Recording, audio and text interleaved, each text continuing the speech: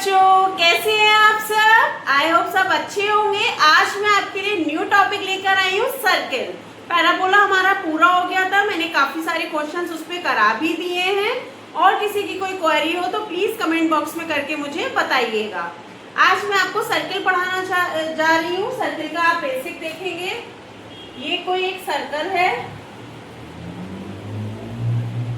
ये इसका एक सेंटर है, यहाँ से ये रेडियस r है जो जिसका सेंटर h, k पर है। ये कोई P पॉइंट है x, y पर। ठीक है, हमारा टॉपिक है circle.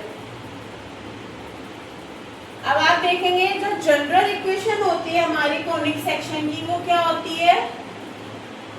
Equation of conic section. Equation of conic section क्या होती है? X square plus y square plus 2hxy plus 2gx plus 2fy plus c equals to 0। ठीक है, ये हमारी क्या होती है? कोनिक सेक्शन की इक्वेशन होती है। अगर अब कोई सर्किल किसी h, के सेंटर से पास होता है तो सर्किल की इक्वेशन क्या होगी? Equation of circle, equation of circle passes through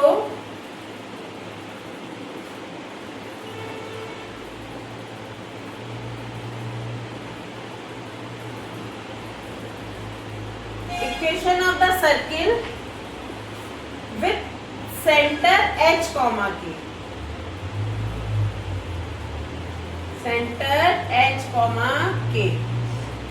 तो हम कैसे करते हैं? ये O पॉइंट है, तो इन दो पॉइंट के बीच की दूरी हम निकालते हैं। तो जो हमारी OP है वो किसके बराबर होगी? R के बराबर होगी।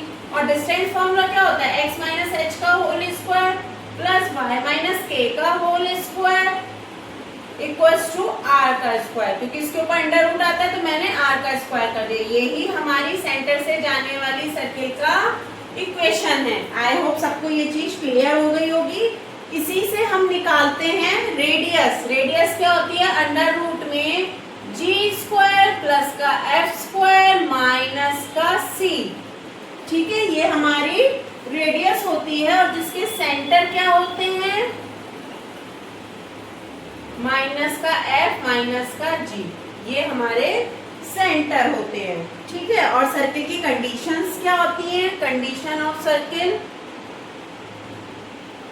कंडीशन ऑफ सर्किल, ये सर्किल की पहचान करने के लिए अगर ये कंडीशंस फॉलो हो रही है इसका मतलब ये सर्किल है जिसका डेल्टा 0 हो, E 0 हो और A बराबर B के हो। मतलब जो कोफिशिएंट है ना हमारे ax square plus by square, ये ax square plus by square plus 2hxy plus 2gx plus 2fy plus c equals to 0 में अगर a बराबर b के हो जाए तो पहचान जाओ कि वो क्या है? सर्किल है। जिसकी सेंट्रिसिटी 0 हो वो क्या है? सर्किल है। जिसका डेल्टा 0 हो वो क्या है?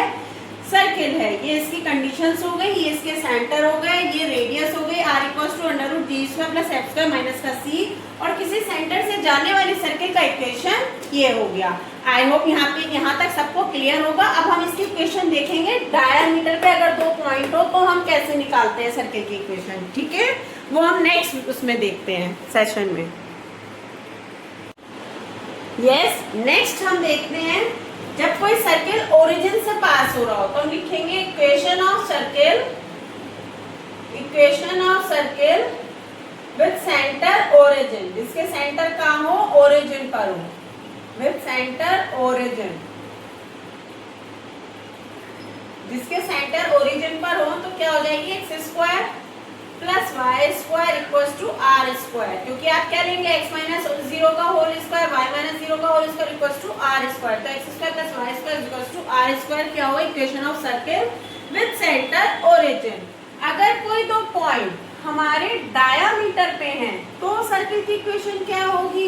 एक पॉइंट ये है, एक पॉइंट ये है, ये इसका डायामीटर है, ये x2 y2 है और ये x1 y1 है, ये सेंटर है O। अगर दो पॉइंट डायामीटर पे दे रखे हो तो इक्वेशन क्या होती है? हम लिखेंगे equation of circle, equation of circle whose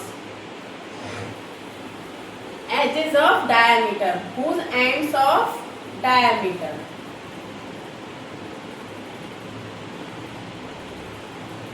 कैसे? x माइनस x1,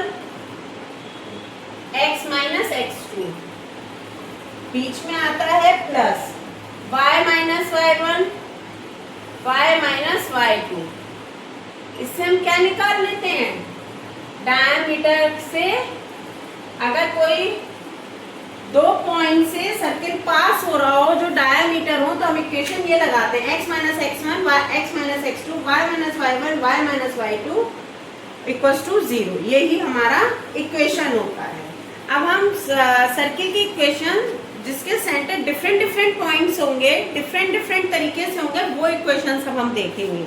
ठीक है, आज हम नेक्स्ट सर्किल के आगे के केसेस पढ़ेंगे। If the circle touches x axis then there are 4 cases. अभी मैंने आपको बताया था h, k से पास होने वाला सर्किल, ओरिजिन से पास होने वाला सर्किल। अब मैं बता रही हूँ अगर सर्किल x एक्सिस को टच कर रहा है, x एक्सिस को टच कर रहा है, तो सर्किल की इक्वेशन क्या होगी? ऐसे हमारे पास 4 केसेस बनेंगे। कैसे?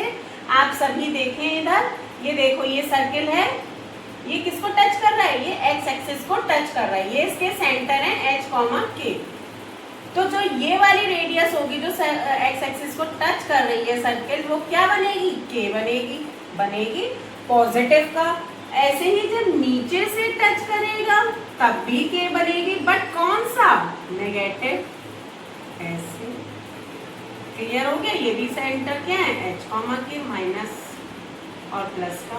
ठीक है, सेम ऐसे ही इधर आएगा हमारा सर्किल जो कि x एक्सिस को टच कर रहा है, ये h, k, तो ये भी k बनेगी और सेम ऐसी इधर आएगा।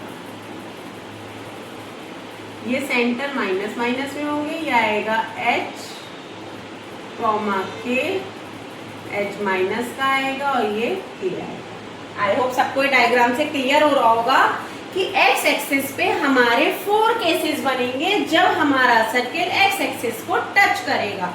तो रेडियस क्या बनेगी? k। तो इसकी इक्वेशन क्या बनेगी? x प्लस माइनस h का होल स्क्वायर आएगा। प्लस माइनस h का आएगा ना, क्योंकि चारों तरफ की हम बात कर रहे हैं। और प्लस आएगा y प्लस माइनस k का होल स्क्वायर आएगा और इक्वल्स टू k स्क्वायर आएगा, क्योंकि यहाँ पे रेडियस क्या है? k स्क्वायर है। ठीक है, मुझे लगता है सबको क्लियर हो गया होगा। अब हम नेक्स्ट केस देखेंगे इसका कि if the circle touches y axis then there